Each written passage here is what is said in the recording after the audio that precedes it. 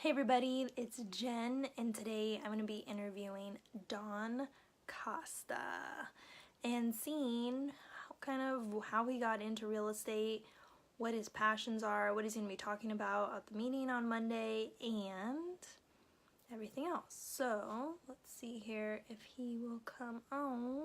Hey, there you are. Did you get the invite? Let's see if I can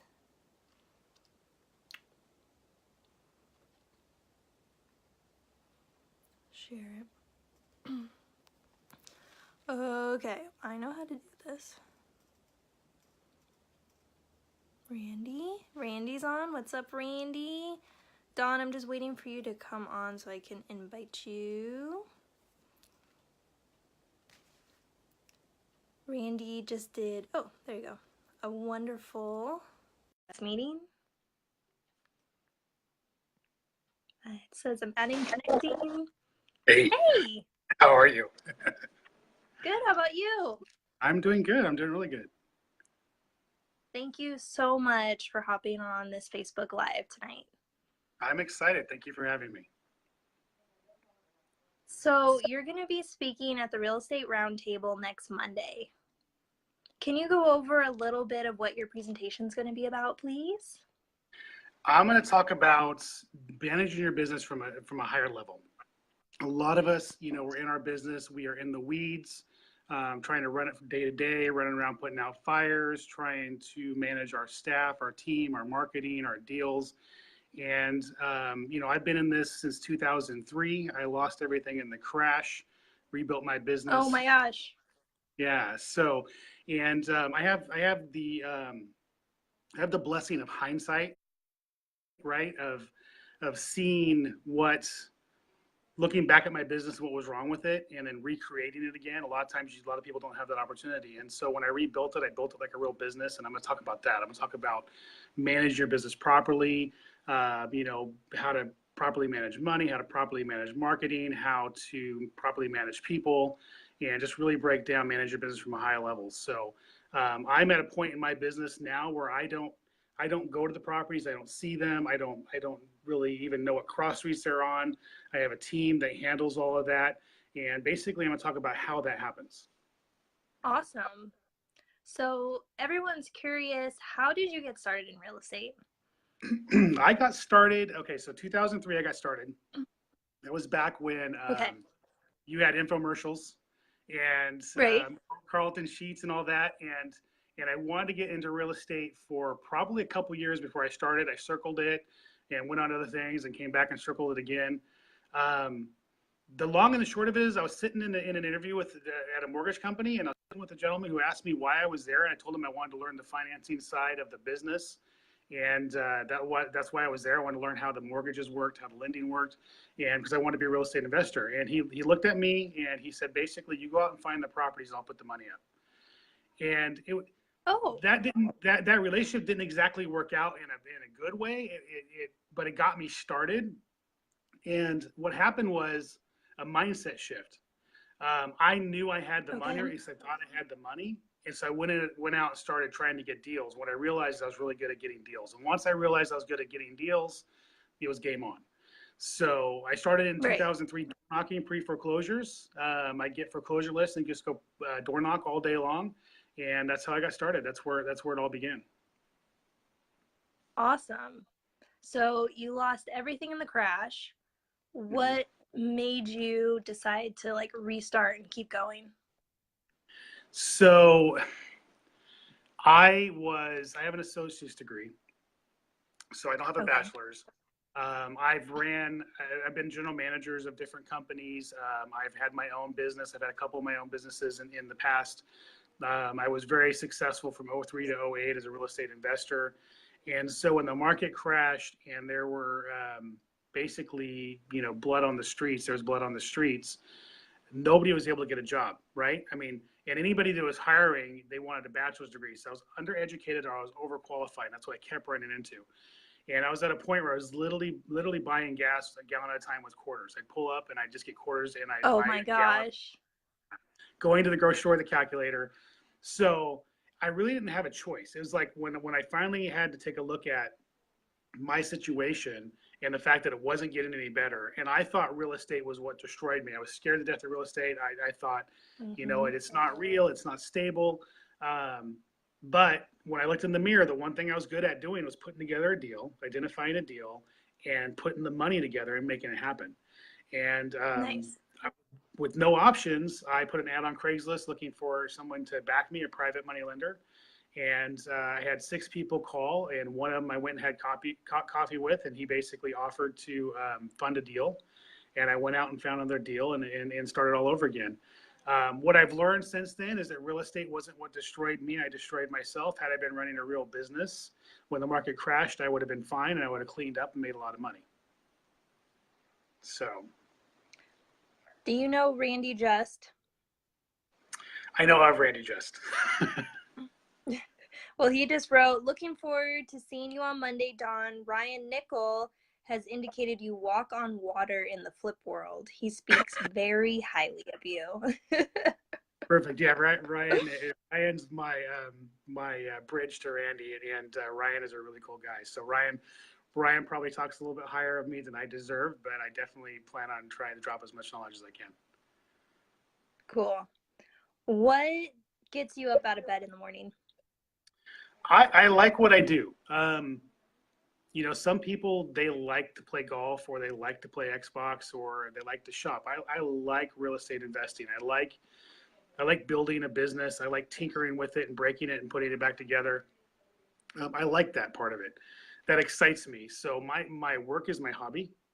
I love interacting with people and just doing my thing. And then my family, I'm excited about my family. This career, this real estate investing thing gives us a lot of freedom to do a lot of things. I mean, if you own, we're all entrepreneurs in a sense, right? But if you own a restaurant, sometimes you're chained to that restaurant for, 16, 20 hours a day, right? In real estate investing, that's not always the case. A lot of times, even when you're not running a real quote unquote business and you're just kind of doing it as a hobby, it's still, you don't work a lot of hours, right? To turn the deals. You don't work a lot of hours. Sometimes you'll have maybe 4 or 5 hours in a deal and make 30 grand. So this entrepreneurial aspect of business, real estate investing, gives you a lot of freedom to do things with the people you care about. And that excites me too. So I spend a lot of time with my family. We camp, we go to Disneyland 4 or 5 times a year, travel a lot. So. Wow. Yeah. Awesome. So.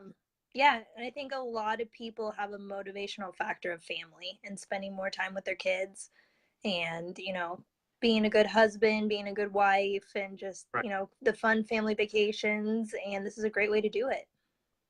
Absolutely. Absolutely. And you can do a lot of your work from your laptop too. So. Right. From anywhere. Yeah. So. Yeah. How do you turn negatives into positives? That's a great question. It's a mindset thing, right? Your mind, think of your mind like a puppy when you're training your puppy you're potty training your puppy, basically. You want it to pee outside instead of inside, or in this corner instead of that corner. And you can train your mind the exact same way. It takes time, it takes practice, but I think a lot of us who are successful in the entrepreneur space or have been in business for a lot of years start looking at negatives as opportunities, right? We start looking at them as opportunities to either learn and grow, or to better something, or like for us in the real estate industry, a negative is usually an opportunity to make a lot of money. The harder something is to do usually scares people away, and it becomes an opportunity for those of us who are willing to do the work to make a lot of money. So I think through the years of kind of seeing all that, I've learned that obstacles, they're just something to work through. The negatives we run into, generally 9 times out of 10, open the door to an amazing opportunity, and it becomes a mindset shift. And whenever, I'm not perfect. I have my ups and downs like anybody else. Sometimes I wake up and I'm not always in the best mood, and I just, like I said, I tell the dog to pee in that corner instead of this corner. So I train myself to control kind of where my mind goes. But so yeah, that's my 2 cents on it. Partners, yay or nay? No. You want to date before you get married. I think partnerships are hard. And here's my take on partnerships. Whenever you're in the mud, in the work, in the dirt, if you're on the battlefield, whenever everybody's shooting bullets at you, everybody's going to be on the same page. Everybody's going to be working together. It's going to look like everybody is trying to help everybody, each other out. The partnership's going to feel like it's functioning properly. Where because I've had partnerships, and where I've had partnerships go wrong is when the money starts coming in. And that's really, like, I had a partner, he was in the mud with me, working and helping me build something. And then when the money got real good, I couldn't find the guy. He would disappear for weeks at a time and wouldn't answer his phone. And you see true colors in people. You see people starting to take credit for everything. I'm the one who built this. I'm the one who did it all. So therefore I deserve a bigger paycheck, or I deserve a bigger share. And that's where I see partnerships go wrong. So with partnerships, for me, I'm not opposed to having partnerships in my life, but I want to make sure that you have worked with me and you have built that business with me. And then when times are good, you're still there ready to fight the battle. And I have a few people in my organization that I'm going to be giving a piece of my company to that are those people. Oh, wow. Yeah. So, but I'm not one that's just going to get into a partnership without really knowing. And then on top of that, if I'm going to get in a partnership with you, like, everything is, we're going to sit down, we're going to have an adult discussion about it. That means we're going to fight, and we're going to get it all agreed upon, and we're going to write it all down. Because 6 months from now, 10 years from now, I want to make sure that we're still on the same page, that we don't remember things differently. So that's my take on partnerships. So if you're going to do it, you got to be able to be mature about it. If you're going to do it, you got to be willing to have the hard conversations up front. That's, if you're going to skirt the hard conversations, if you're going to pretend like everything's great, then don't bother getting into a partnership, because it's going to blow up in your face down the road. So. Great. You have a podcast. Tell me a little bit about that. Yeah, I have a podcast called Flip Talk. Started it over 2 years ago. I don't know why I started it. I think last time around when I was doing real estate investing, I opened a restaurant and nightclub. I opened a whole bunch of other businesses, and I wasn't focused on my core competency. And that's one of the reasons why when the market crashed, I kind of fell with the market. And so this time around, okay. Yeah, this time around when I was starting to get a little more freedom, a little bored, I was like, hey, what else could I do that's in my space? It's in my core competency. So I launched the podcast, and just as an opportunity to try to talk to people and give back. Didn't know if anything was going to come from it, and it's been a great ride. I met a lot of really cool people along the way. So it's been fun. Awesome. Do you use social media to help promote your business? I don't. I'm not as good with social media as I probably should be when it comes to the real estate investing side of things. I use social media to promote the podcast. I use social media. I see that. Yep.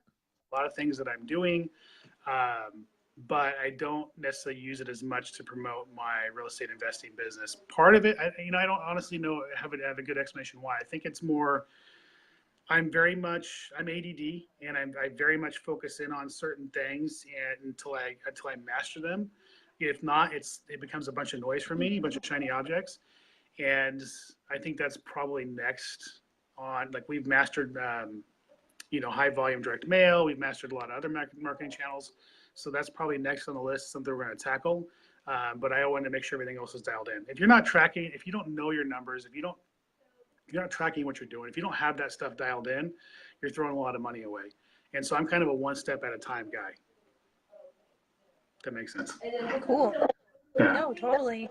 And that's kind of what you learned in the crash, right? You just got to stick to what you're good at and just keep focusing on that and just keep doing that over and over. Absolutely. It's repetition. Awesome. Repetition. That's all it is, right? Practice makes perfect. If anybody that's on the live right now has questions, you can post them below. Is there anything else you want to say that we should be looking forward to on Monday, or? I'm just excited. I'm an open book. I'll have my presentation there to talk about. I'll have the things lined out that I definitely am going to share it. But people, bring questions. At the end of what I got to give, you're more than welcome to ask me anything. I've been in this since 2003. I built my business on networking. The first time around, I built it on door knocking. We sent out 1.1 million postcards last year, so I know direct mail backwards and forwards. So I have a team. I have, 4 lead managers. I have 9 acquisitions people in the different markets we're in, 2 project managers for rehabs. So I understand building a team. So if you don't feel like you got it in my presentation, don't be afraid to ask me anything. I'm an open book. 2020, is there going to be a crash? I don't think so. And I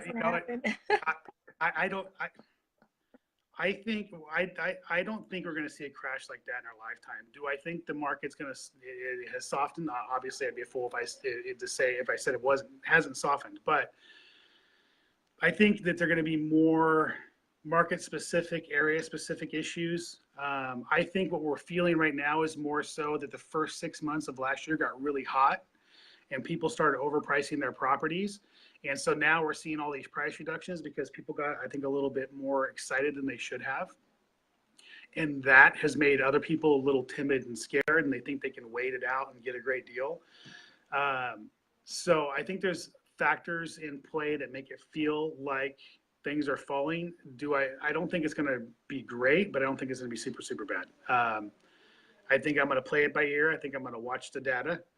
And one of the things that we're specific about in our business is we want our average turn times on our rehabs to be 100 days or less.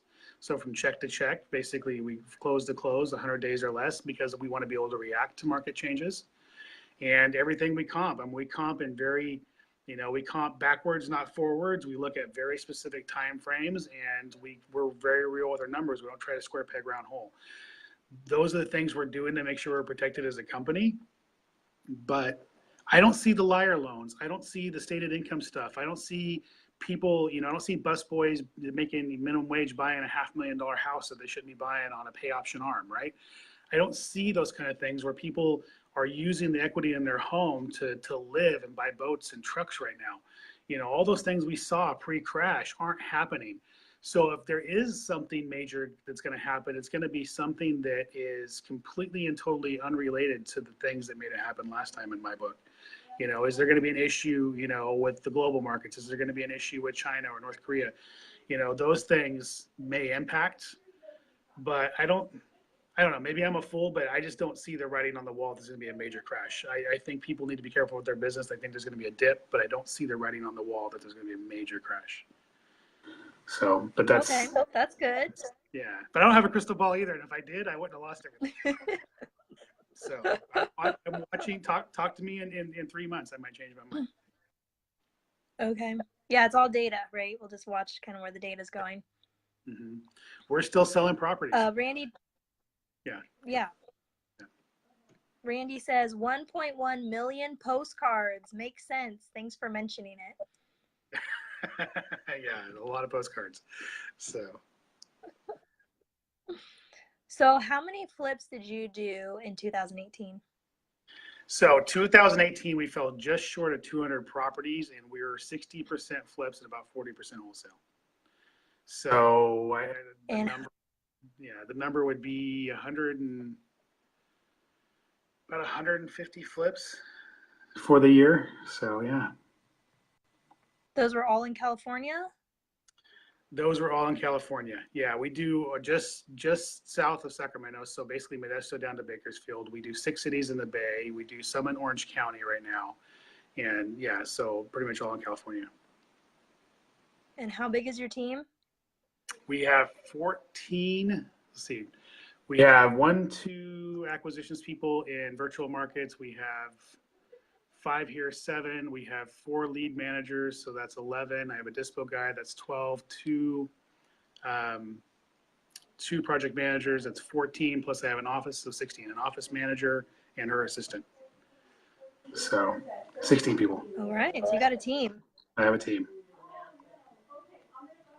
So Don, if you could go back and tell yourself some really good words of wisdom if you were just starting off, what would you tell yourself?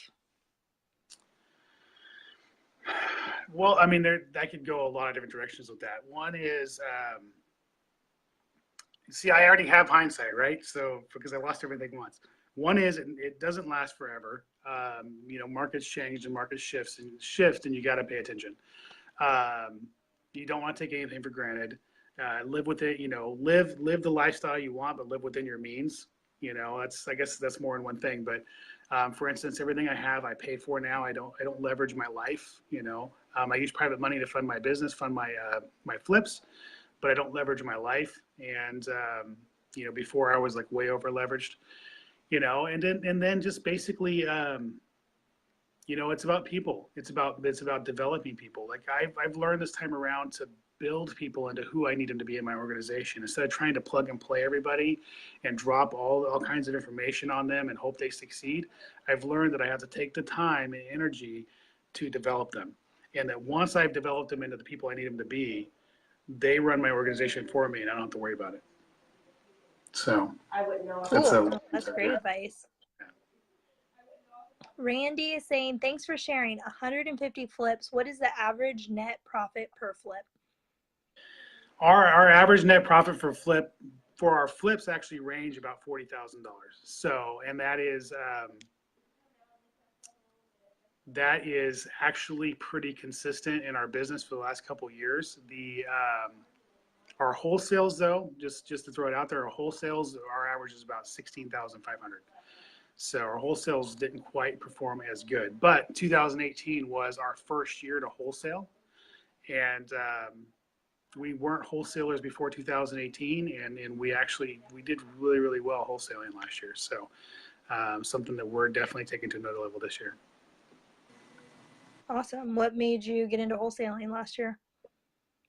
I realized that we were leaving a lot of money on the table. It was hard for me to do both, right? You're usually a wholesaler or a flipper, and Right. It was hard for me to wrap my brain around both. I started as a flipper in 2003, so when I got back in 2012, that's what I did, and I just felt like it was going to be a distraction, right? Stay in your lane, and I started Right. realizing, we're spending all this money on leads, and if they don't fit in our box as a flipper, we're just tossing them aside.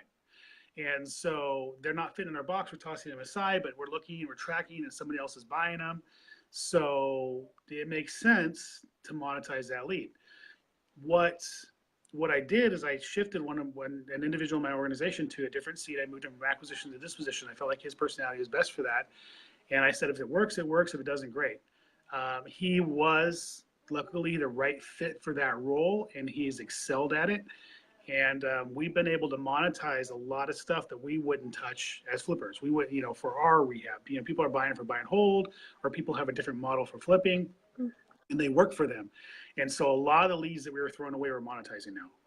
And that's nice. That was a huge eye-opening experience for me, because if we're being real, right, wholesaling and flipping are two different businesses.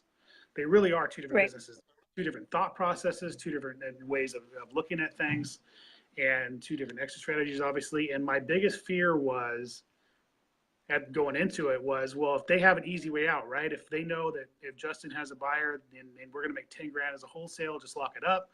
But if they spend an extra couple of days or a week working with that homeowner, get into a deeper why, we might be able to buy it deep enough to make it make sense as a flip and make 30 or 40 grand on it, right? So that was my fear, and I found in this last year that was somewhat unfounded. I think there's a little bit of truth to that, but as long as you're working with your team and you're constantly reinforcing, your systems and strategies and processes and ideals, it works itself out. And we've done. I'm very, very happy with what we've done as wholesalers this year, so I have no complaints. Awesome. Yeah, it's a great way to use leads that you already have and make a little bit of money off of them. Absolutely. And did you already have like the clientele for that, or did you have to build up the clientele, or how that work out? Yeah, well, yeah, yes and no, because we have been buying from wholesalers for years, so all we had to do was reverse engineer. We went through the emails and properties that were sent to us, and if we didn't buy them, they went somewhere, right? So we just reverse engineered who they were sold to, looked at who the buyers were on the properties other wholesalers were selling to, and we started building our buyers list that way. So I take no credit for that. My guy in the office is the one that did all that. He did that. Nice. He took a deep dive there. He goes ninja, right, on building the buyers list. I mean, he's researching, who's buying property where and what, and he's going through and skip tracing LLCs and corps and getting in contact with the owners of these organizations and just building his buyers list. And we had a property in the Bay that everybody told us wasn't a deal. It was the craziest thing. Everybody told us that's not a deal. You know, they wanted to offer us half what we had it for. And he just got on the phone and started calling real estate agents. And, you know, he called 10 real estate agents where he found one that said they had a buyer. They went and walked it. The buyer bought it. We made a $100,000 assignment fee. So your dispo guy, it really makes or breaks a wholesale business. A lot of people think their wholesale business revolves around acquisitions, and acquisitions is an absolute integral part to an organization. But if your dispo guy is not a rock star, you're not making the most money you can make on those properties. Interesting. Yeah, that's my take. Nice. So Randy's saying, thank you for your transparency. He says 150 flips, and you mentioned the count on the wholesale deals, but I missed it. Can you repeat how many wholesale deals you did last year? Yeah,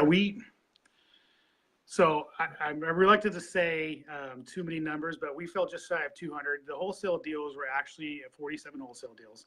So, and I'll 47. I'll bring all my numbers to this meetup and line them all out so everybody can see them. But yeah, we fell just, my goal was 200, and we fell just shy. We missed it by 3. But wow, yeah, that's a great year. yeah. Cool. So you're coming up from Fresno on Monday. Is that correct? Yep. So thank you for making the long drive. We really appreciate it. You are the buzz of Sacramento right now. People are going, oh my God, Don Costa's coming. We just went to a 3-day conference and everybody's talking about you and everybody's excited to know what you're doing and, you know, coming all the way from Fresno, just telling us your secrets and tips is you are the buzz of Sacramento right now. Well, I appreciate that. Yeah. And I definitely hope that I can live up to that for sure. So it's very humbling. Yeah, so far. So I know you have family time right now. I'll let you go. Thank you so much for coming on. Is there anything else that you need to say or any other questions we have? I'm good. I'm excited about it. Like I said, I'm an open book. I'm going to bring numbers. I'm going to break down, you know, some direct mail numbers, some direct mail costs, some, you know, some of the list strategies I've used. You know, I'm going to break down a lot of stuff in my talk. So I'll bring numbers for my year, my solid counts, my closeouts. I'm going to talk about a few things that I did in the deep dive at the end of the year. So I'm excited about it. So awesome. Don, we are so excited to have you, and we will see you on Monday. Thank you so much for this little pre-interview. And yeah, you just keep rocking it. all right. Thank you very much for having me. Thank you. We'll see you Monday.